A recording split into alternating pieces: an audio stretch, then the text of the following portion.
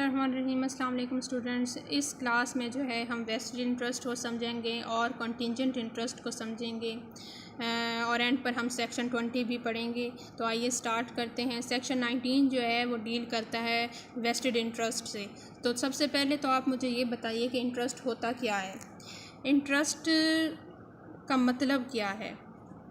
Interest का मतलब ये है कि लेट्स सपोज फॉर एग्ज़ाम्पल आप किसी को कहते हैं कि 18 साल के बाद मैं अपनी ये प्रॉपर्टी तुम्हें ट्रांसफ़र करूँगा। तब तक क्या है, मैं ये प्रॉपर्टी अपने पास रखूँगा और इसकी इंजॉयमेंट मैं अपने पास रखूँगा, यानी इससे जो बेनिफिट आ रहा है वो मैं लूँगा। लेकिन 18 साल के बाद ये प्रॉपर्टी तुम्हारी हो जाएगी और इससे जो इनकम आएगी वो भी तुम्हारी हो जाएगी। तो अब इस केस में आपने क्या चीज़ ट्रांसफ़र की है एक सेकंड पर्सन को, यानी प्रॉपर्टी का कब्ज़ा भी अभी आपके पास है, इंजॉय भी आप कर रहे हैं। तो आपने ट्रांसफ़र क्या किया है दूसरे बंदे को, आपने इंटरेस्ट ट्रांसफ़र किया है। ठीक है, इसको कहते हैं इंटरेस्ट। कि 18 साल के बाद एक आपका प्रॉपर्टी से जुड़ाव था वो आपने किया है, यानी एक कोई राइट था प्रॉपर्टी पर, यानी आप प्रॉपर्टी को क्या करें, उसमें जो आपका इंटरेस्ट था आपने कह दिया एक कंडीशन लगा के कि वो एक फ़लाँ डेट के बाद, एक 18 साल के बाद क्या होगा, आपको मिल जाएगा। इसको कहते हैं इंटरेस्ट। अच्छा, अब है वेस्टेड इंटरेस्ट। कि अब पहले तो मुझे आप ये बताएं कि ज़रूरत क्या है हमें इस वेस्टेड इंटरेस्ट और कंटिंजेंट इंटरेस्ट को पढ़ने की, समझने की क्या ज़रूरत है आखिर हमें। देखें, बाज़ औक़ात क्या होता है कि हम सर्टेन ऐसे कंडीशंस लगा देते हैं कॉन्ट्रैक्ट्स में कि हमें समझ नहीं आती कि प्रॉपर्टी आखिर हुई किसकी। ठीक है, तो ऐसे लगा देते हैं कि 18 साल के बाद ये प्रॉपर्टी तुम्हें मिलेगी, तब तक उससे पहले मेरे पास रहेगी, और अगर तुम ज़िंदा ना रहे तो ये प्रॉपर्टी फ़लाँ को चली जाएगी, अगर वो ना रहा तो वापस आ जाएगी। तो हम तो कंफ्यूज हो जाते हैं कि भाई प्रॉपर्टी गई कहाँ, किसके पास गई। तो इसको समझने के लिए हमें ये सेक्शन दिए गए हैं वेस्टेड इंटरेस्ट और कंटिंजेंट इंटरेस्ट, कि किन केसेस में समझा जाएगा कि प्रॉपर्टी वाकई चली गई और किन केसेस में समझा जाएगा कि प्रॉपर्टी नहीं गई। तो वेस्टेड इंटरेस्ट के केस में जो है प्रॉपर्टी वाकई में ही चली जाती है। जिस दिन आपने ये इंटरेस्ट क्रिएट कर दिया किसी बंदे के हक़ में, तो समझिएगा आपकी प्रॉपर्टी उसी दिन उसकी हो गई। ठीक है, और अगर वो बंदा बेशक मर भी जाता है ना, तो उसकी लीगल हायर्स की हो गई, क्योंकि अब प्रॉपर्टी किसकी है, उस बंदे की है, उसकी नस्ल में चलेगी। ठीक है, क्योंकि आपने वेस्टेड इंटरेस्ट क्रिएट कर दिया। अब ये आखिर वेस्टेड इंटरेस्ट है क्या, ये होता कैसे है, ये बनता कैसे है, ये समझते हैं। Where on a transfer of property, an interest therein is created in favor of a person without specifying the time when it is to take effect। जहाँ पर आप जो है प्रॉपर्टी ट्रांसफ़र करते हैं और इंटरेस्ट क्रिएट करते हैं किसी बंदे के हक़ में without specifying the time, time specify नहीं करते कि किस दिन जो है ये आपको प्रॉपर्टी जो है मिलेगी, when it is to take effect, और ये इंटरेस्ट कब जो है इफ़ेक्टिव होगा, or in terms specifying that it is to take effect forthwith or on happening of an event which must happen. या फिर आप क्या कहते हैं, आप ऐसी टर्म्स लगा देते हैं या ऐसा सर्टन इवेंट लगा देते हैं जो कि हो के रहेगा, और आप कहते हैं इस इवेंट के होने के बाद ये प्रॉपर्टी आपको मिल जाएगी। अब यहाँ पे बहुत ही इंपॉर्टेंट लाइन है जिसको आप अंडरलाइन कर लें, on the happening of an event, ये वाली on the happening of an event, ये सारी अंडरलाइन कर लें आप। और इसके ऊपर क्या लिखना है आपने, सर्टेन कंडीशन, यानी सर्टेन कंडीशन है ये, यानी कुछ ऐसी कंडीशन लगा दी जो कि हो के रहनी है। आप कहते हैं फॉर एग्ज़ाम्पल, ए कहता है बी को मैं तुम्हें अपनी प्रॉपर्टी दे दूंगा, मतलब ये प्रॉपर्टी तुम्हारी हुई आफ्टर द डेथ ऑफ सी, यानी सी जब मरेगा ये प्रॉपर्टी तुम्हारी हो जाएगी। अब इस केस में क्या हुआ, वेस्टेड इंटरेस्ट हुआ कि कंटिंजेंट इंटरेस्ट हुआ। देखें, ये वेस्टेड इंटरेस्ट है क्योंकि आपने ऐसी कंडीशन लगाई है जो कि हो के रहेगी। कंटिंजेंट का केस जो है वो इससे ऑपोजिट है। ठीक है, वहाँ पे जो कंडीशन आप लगाते हैं वो हो भी सकती है, नहीं भी हो सकती, लेकिन यहाँ पे आपने हमेशा याद रखना है, यहाँ पे सर्टेन कंडीशन लगेगी जो कि हो के रहेगी, मस्ट है। अब सर्टेन कंडीशंस कौन कौन सी हो सकती हैं, फॉर एग्ज़ाम्पल ये मैंने आपको एक तो बता दी बात, डेथ वाली, ये बहुत सारे केसेस में लगा देते हैं। टीचर्स जो हैं क्वेश्चंस को मोल्ड करके देते हैं, बीच में लिख के दे देते हैं कि क्या ये वेस्टेड इंटरेस्ट हुआ कि कंटिंजेंट इंटरेस्ट हुआ। अगर डेथ की बात आ रही है तो आपने समझ जाना ये एक सर्टेन इवेंट लगाया है। कंडीशन में अगर डेथ है कि ए कहता है सी को ये मेरी प्रॉपर्टी तुम्हें मिल जाएगी on the death of B, अगर डेथ बी होगी तो लाजमी बात है कि बी ने मरना ही मरना, एक न एक दिन तो मरेगा ना। क्योंकि हम सब ने मरना है। तो ये प्रॉपर्टी, ये क्या हुआ, एक सर्टन कंडीशन है, यानी ये on the happening of an event which must happen है। तो फिर ये प्रॉपर्टी, ये इंटरेस्ट क्या हुआ, वेस्टेड इंटरेस्ट हुआ, यानी ये प्रॉपर्टी अब सी की हो गई।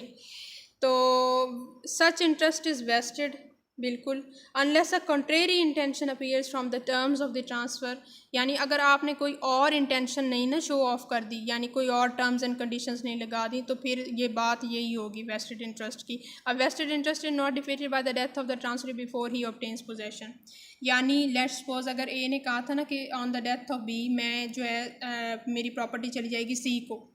अब बी ने तो मरना है, वो तो सर्टन है, लेकिन लेट्स सपोज बी के मरने से पहले जो है सी मर जाता है, जिसको वेस्टेड इंटरेस्ट क्रिएट किया गया था। तो अब क्या होगा, देखें कंडीशन क्या थी कि बी की डेथ पर क्या मिलेगी प्रॉपर्टी सी को, सी की डेथ हो गई पहले बी से। तो क्या अब क्या सोचते हैं, अब ये इंटरेस्ट क्या है, क्या ये जाएगा, ये वेस्टेड इंटरेस्ट है, बिल्कुल है, क्योंकि बी ने तो मरना ही मरना है ना, चाहे पहले मरे चाहे बाद में मरे, वो मरेगा एक दिन, क्योंकि कंडीशन ही ऐसी है जो कि होके रहेगी, फुलफिल होगी, सर्टेन कंडीशन है ना बी की डेथ, उसने कोई ऐसी और कंडीशन तो नहीं लगाई हुई थी ना। तो सी चाहे अब ज़िंदा रहे या मरे, उससे कोई फ़र्क नहीं पड़ता, हमारे लिए क्या इंपॉर्टेंट है बी, और बी की क्या कंडीशन लगी हुई है, सर्टन, कि वो मरेगा, एक न एक दिन मरेगा। अब बेशक सी ज़िंदा है या नहीं, उसकी लीगल हायर्स को प्रॉपर्टी चली जाएगी। यही बात इस आखिरी लाइन में लिखी हुई है, a vested interest is not defeated by the death of the transfer before he obtains possession, बेशक उसने जो है बी से अभी तक पोजेशन प्रॉपर्टी की नहीं ली थी सी ने, वो पहले मर गया, लेकिन इसका मतलब ये नहीं है कि अब उसका जो वेस्टेड इंटरेस्ट है वो डिफीट हो गया, बल्कि वो प्रॉपर्टी अब किसको चली जाएगी, उसके वारसान को चली जाएगी, उसके लीगल हायर्स को चली जाएगी। तो ये तो हमारा है वेस्टेड इंटरेस्ट। आगे है एक्सप्लेनेशन, सर्टेन कंडीशंस इसके अलावा क्या हो सकते हैं, एक तो डेथ है, दूसरी कंडीशन ये हो सकती है, आप कहते हैं, आप ऐसी कंडीशन लगाते हैं कि ए कहता है मेरी प्रॉपर्टी सी को चली जाएगी जब अगले साल की 12 तारीख आएगी, ज़ाहिरी बात है ना कि अगले साल होगा, 12 तारीख आएगी, तो ये भी क्या है, ये एक सर्टेन कंडीशन है जो कि हो के रहेगी। या आप कहते हैं कल सुबह जब सूरज निकलेगा, तो ये भी सर्टेन है कि सूरज कल तो निकलेगा ही निकलेगा, इसमें कोई पॉसिबिलिटी तो नहीं ना आ रही कोई और। देखें जिस कंडीशन में पॉसिबिलिटी आ जाएगी ना, वो आपने समझ जाना है कि ये एक अनसर्टेन कंडीशन है। ये जो कंडीशन मैं बार बार कह रही हूँ, ये बहुत इंपॉर्टेंट है वेस्टेड और कंटिंजेंट इंटरेस्ट को समझने के लिए।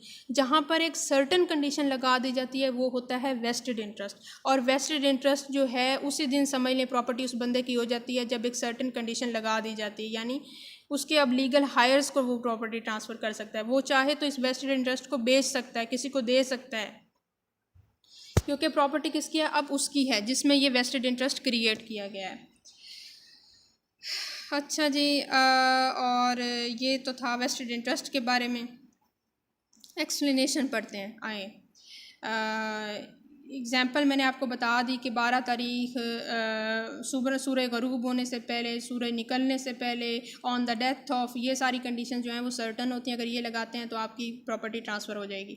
अच्छा, एक्सप्लेनेशन में क्या कहती है, an intention that an interest shall not be vested is not to be inferred merely from a provision whereby the enjoyment thereof is postponed, or whereby a prior interest in the same property is given or reserve to some other person, or whereby income arising from the property is directed to be accumulated until the time of enjoyment arrives, or from a provision that if particular event shall happen the interest shall pass to another person। अब इसमें क्या कहा गया है कि ये कहा गया है कि अगर आप for the time being property किसी को ट्रांसफ़र कर रहे हैं, आप प्रायर इंटरेस्ट क्रिएट कर रहे हैं, जैसे मैंने आपको एग्जांपल दी कि ए प्रॉपर्टी पहले बी को देता है, कहता है कि आप इसको इंजॉय करें फॉर योर लाइफ, लेकिन आपकी डेथ के बाद क्या है, ये प्रॉपर्टी सी को चली जाएगी, यानी अल्टीमेट ट्रांसफरी कौन है, सी है। वेस्टेड इंटरेस्ट किसका है, सी का है। बी ने तो लाजमी बात है मरना है, लेकिन एक टाइम पीरियड उसको दिया गया है कि वो इंजॉय कर सकता है। ये एक्सप्लेनेशन यही बता रहा है कि जब किसी टाइम के लिए हम इंजॉयमेंट के लिए उसको प्रॉपर्टी बी को दे रहे हैं, तो इसका मतलब ये नहीं है कि सी का जो है वो वेस्टेड इंटरेस्ट ख़त्म हो गया है, बल्कि उसका इंटरेस्ट कायम रहेगा, उसके इंटरेस्ट को कोई जो है डिस्ट्रक्ट नहीं कर सकता।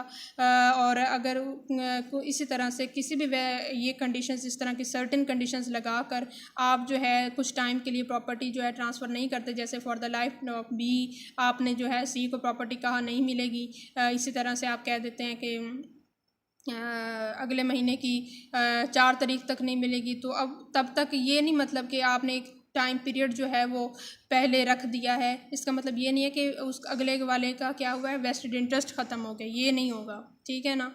यही बात यहाँ पे लिखी है कि इंटेंशन को देखा जाएगा। Intention is very important in every matter, ये आपने याद रखना है। Whereby the enjoyment thereof is postpone, यानी इंजॉयमेंट को आपने कुछ टाइम के लिए क्या कर दिया, पोस्टपोन कर दिया, यानी सी की इंजॉयमेंट को for the life of be postpone कर दिया, या फिर प्रायर इंटरेस्ट क्रिएट कर दिया, यानी बी को पहले प्रॉपर्टी ट्रांसफ़र कर दी, या फिर इनकम जो उससे अराइज हो रही थी वो डायरेक्ट कर दी कि फ़लाँ टाइम तक इसको क्या किया जाए, एकमुलेट किया जाए।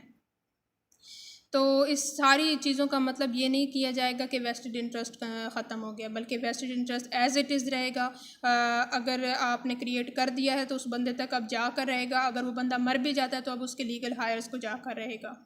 तो इन सारी कंडीशंस का जो है वो वेस्टेड इंटरेस्ट को डिस्ट्रॉय नहीं कर सकते। एक्सप्लेनेशन में सिर्फ इतना ही कहा गया है। 20 सेक्शन जो है हम बाद में पढ़ते हैं, पहले अब कॉन्टिंजेंट इंटरेस्ट को समझ लेते हैं।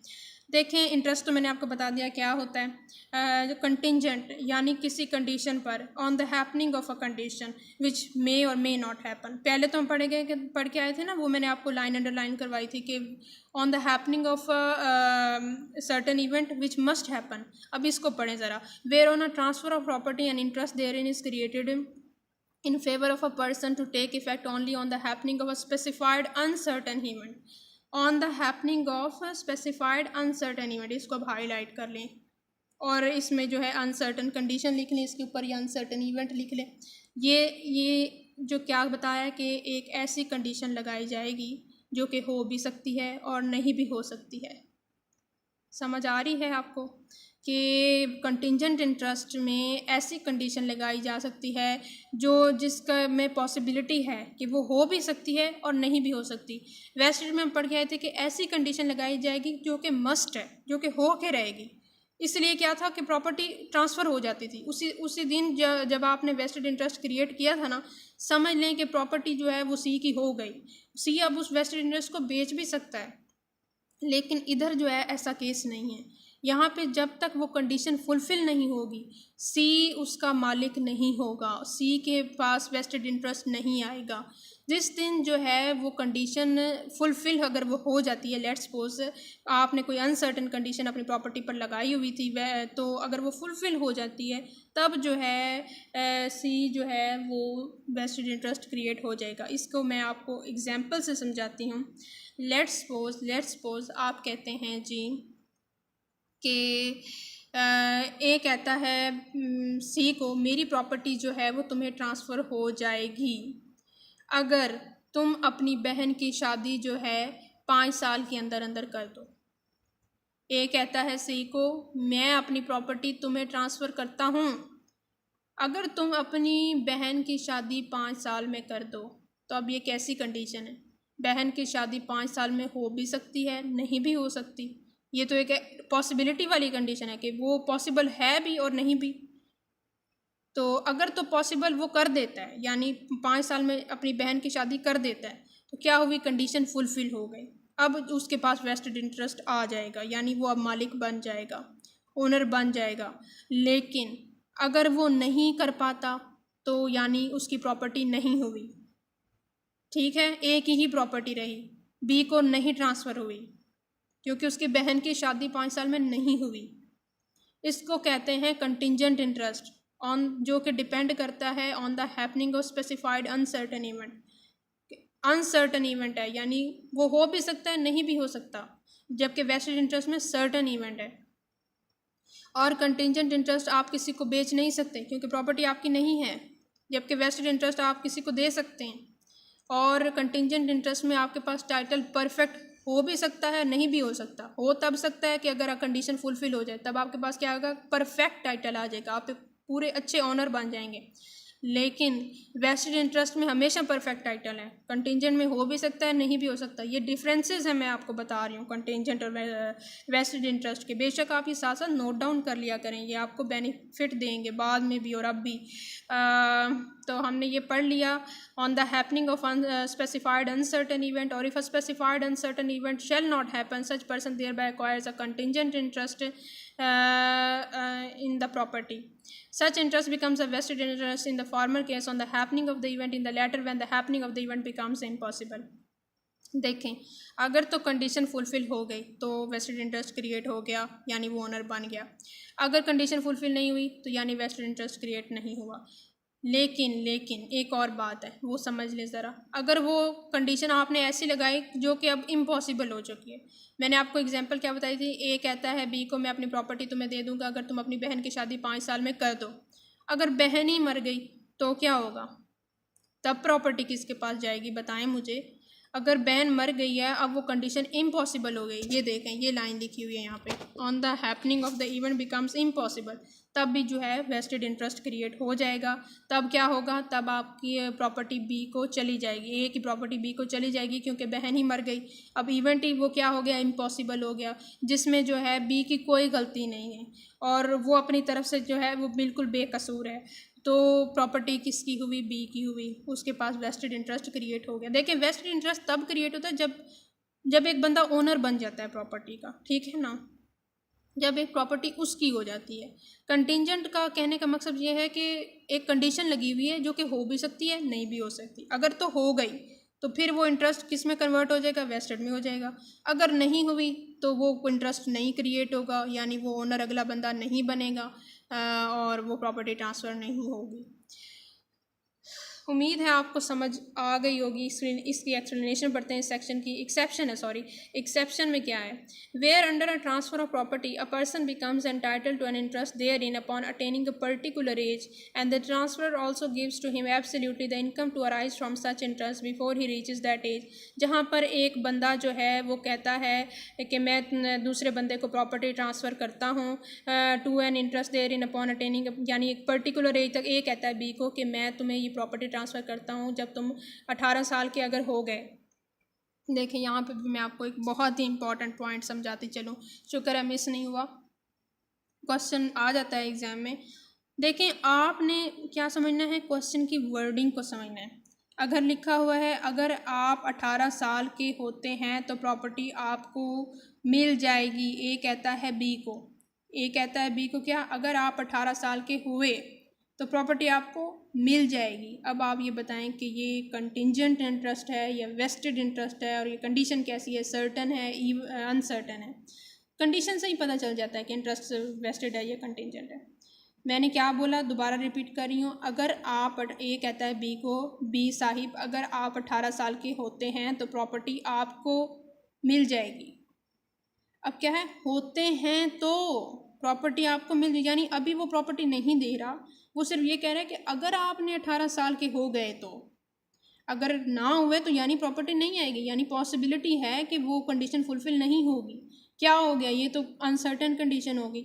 अच्छा, दूसरी एग्जांपल क्या है, वो कहता है आप कि क्या है, आप इंजॉय 18 के बाद करेंगे, प्रॉपर्टी ट्रांसफ़र कर दी है मैंने, ठीक है, यानी प्रॉपर्टी मैंने आपको ट्रांसफ़र कर दी है, आप इस प्रॉपर्टी को एंजॉय करेंगे 18 साल के बाद।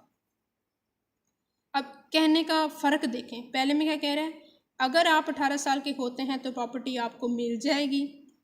दूसरे में कह रहा है अगर आप 18 के बाद जो है वो प्रॉपर्टी, अगर प्रॉपर्टी मैं आपको दे रहा हूँ पर आप प्रॉपर्टी को एंजॉय कब करेंगे, 18 साल के बाद। इंजॉयमेंट को डिले कर रहा है लेकिन प्रॉपर्टी दे रहा है, ठीक है ना।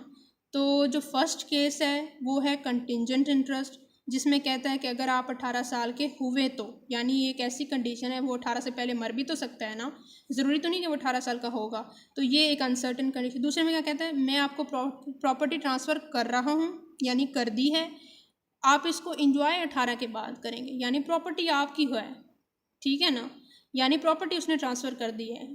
इसकी वर्डिंग से, इसकी इंटेंशन से पता चल रहा है इस लाइन की कि ये एक वेस्टेड इंटरेस्ट आपने क्रिएट कर दिया है। ये कन्फ्यूजन आपने अपनी क्लियर कर लेनी है। कि किस केस में जो है वेस्टेड इंटरेस्ट है और किस केस में जो है कंटिंजेंट इंटरेस्ट है। ये एक्सेप्शन दी हुई थी कंटिंजेंट इंटरेस्ट की जो हम पढ़ रहे थे। Where under transfer of property a person becomes entitled to an interest therein upon attaining a particular age and the transfer also gives to him absolutely the income. यानी एक तो कहता है कि तुम फलां एज, ए कहता है बी को तुम इतनी एज को पहुंचोगे तो ये प्रॉपर्टी तुम्हारी हो जाएगी, और साथ में ये भी कहता है कि तुम इनकम जो इस प्रॉपर्टी से आ रही है, अराइज हो रही है, वो भी जो है इंटरेस्ट वो भी उसको दे रहा है, और डायरेक्ट्स द इनकम और so much thereof has may be necessary to be applied for his benefit, उसी के बेनिफिट के लिए वो इनकम भी दे रहा है। Such interest is not contingent, तो फिर ये इंटरेस्ट जो है वो कंटिंजेंट नहीं होगा। अब आ जाते हैं सेक्शन 20 फिर when unborn person acquires vested interest on transfer for his benefit. कब एक अनबॉर्न पर्सन के पास वेस्टेड इंटरेस्ट जाता है, इस लाइन का ये मतलब है। When unborn person acquires vested interest on transfer for his benefit, कब जो है एक अनबॉर्न पर्सन के पास प्रॉपर्टी का इंटरेस्ट जो है वेस्टेड इंटरेस्ट होता है। तो इस सेक्शन में ये बताया गया है। देखें, हम पहले पढ़ के आ चुके हैं सेक्शन 13 में कि अनबॉर्न पर्सन को प्रॉपर्टी कैसे ट्रांसफ़र की जाती है, प्रायर इंटरेस्ट क्रिएट किया जाता है। ये कहता है कि बी जो है वो प्रॉपर्टी रखेगा जब तक के जो है सी पैदा नहीं हो जाता। सी क्या है, यानी सी कौन है, अनबॉर्न पर्सन है।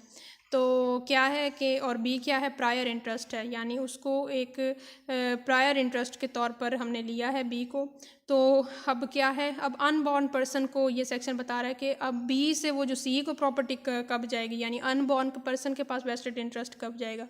तो जिस दिन वो पैदा होगा, जिस दिन वो अनबॉर्न पर्सन इस दुनिया में आएगा, उस दिन वो प्रॉपर्टी जो है उस बच्चे को चली जाएगी। समझ आ गई। बेशक इन्जॉयमेंट वो ये कह सकता है कि 18 साल के बाद करेगा, लेकिन प्रॉपर्टी जो है उस दिन जो है ये सेक्शन के अकॉर्डिंग वो अनबॉर्न पर्सन को चली जाएगी, और प्रायर इंटरेस्ट जो क्रिएट किया था वो अब ख़त्म हो जाएगा, यानी वो ट्रांसफ़र कर देगा जिस दिन जो है अनबॉर्न पर्सन इस दुनिया में पैदा हो जाएगा। ये सेक्शन हमें यही बताता है कि when unborn person acquires vested interest on transfer for his benefit, where on a transfer of property interest therein is created for the benefit of a person not then living, he acquires upon his birth। ये line important है, he acquires upon his birth, या आपने underline कर लेनी है। यानी जिस दिन वो पैदा होगा उस दिन वो वेस्टेड इंटरेस्ट एक्वायर कर लेगा, unless a contrary intention appear from the terms of the. हद तक ये लाइन हर जगह लिखी हुई है कि अगर आपने कोई और कंडीशन नहीं लगाई है, कि अगर आपकी और कोई इंटेंशन नहीं थी तो फिर यही होगा। और vested interest although he may not be entitled to the enjoyment thereof immediately on his birth, यानी कह रहा है कि ज़रूरी नहीं है कि वो इन्जॉयमेंट जो है वो इमीडिएटली वो जैसे ही पैदा हो इन्जॉयमेंट भी, यानी उससे जो इनकम आ रही है वो भी उसे मिले। हो सकता है कि 18 साल तक उसको डिले किया जा सकता है उसकी इनकम को। तो वो इन्जॉयमेंट डिले होने का मतलब ये नहीं है कि वेस्टेड इंटरेस्ट ख़त्म हो गया, ये हम पहले भी पढ़ चुके हैं। I hope I made it clear to you, और मैंने इन चीज़ों को बार बार रिपीट किया है। लेक्चर को एक बार सुने, 2 बार सुने, जब आपको समझ आ जाए तब बस करें। तो आज के लिए इतना ही, और ये बहुत इंपॉर्टेंट सेक्शंस हैं, सेक्शन 19, 21, इससे क्वेश्चंस बहुत आते हैं, या आपने अच्छी तरह से समझ लेने, और मैंने आपको अच्छी तरह से समझा दिए हैं, डिफरेंसेस बता दिए हैं सेक्शन 19 और 21 के, कि उसमें सर्टन कंडीशन है, कंटिंजेंट इंटरेस्ट में अनसर्टन कंडीशन है, उसमें परफेक्ट टाइटल क्रिएट हो रहा है, इसमें इम्परफेक्ट और परफेक्ट दोनों हो सकता है डिपेंडिंग ऑन द कंडीशन है, और वेस्टेड इंटरेस्ट जो है आगे लीगल हायर्स को ट्रांसफ़र होता है, कंटिंजेंट इंटरेस्ट लीगल हायर्स को ट्रांसफ़र नहीं होता है। तो ये सब था आज के लिए। थैंक यू, अल्लाह हाफिज़।